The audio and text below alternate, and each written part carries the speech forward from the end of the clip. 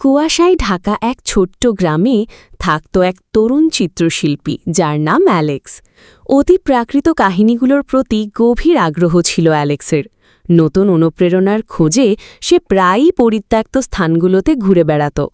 এক সন্ধ্যায় অ্যালেক্স শুনল গ্রামের প্রান্তে একটি পুরনো পরিত্যক্ত প্রাসাদের গুজব, যেটিকে বলা হতো ভুতুড়ে।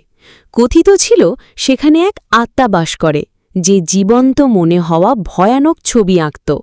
কৌতূহলে উদ্বুদ্ধ হয়ে অ্যালেক্স সূর্যাস্তের ঠিক আগে প্রাসাদের দিকে রওনা দেয়। ভিতরে পা রাখতেই ঠান্ডা বাতাস প্রবাহিত হয় বিশাল হলঘর জুড়ে, আর দূর থেকে ভেসে আসে পিয়ানোর মৃদু সুর। অ্যালেক্স সেই শব্দ অনুসরণ করে পৌঁছায় একটি ঘরে, যেখানে দেখা যায় একটি গ্র্যান্ড পিয়ানোর চাবিগুলো আপনাতেই চলেছে। তার পেছনের দেয়ালে ঝুলে থাকা একটি চিত্রকর্মের চোখ অ্যালেক্সের দিকে তাকিয়ে আছে, নীরব অথচ জীবন্তভাবে। হঠাৎ করেই সেই চিত্রকর্মটি বদলে যেতে শুরু করে, আর তাতে ফুটে ওঠে এক নারী। अगर तुम लोग नए हो तो सब्सक्राइब करो, वो जो लाल वाला बटन है उसके साथ स्कैम करो या फिर महफिल जमाओ, मुझे नहीं पता, बस क्लिक हो जाना चाहिए।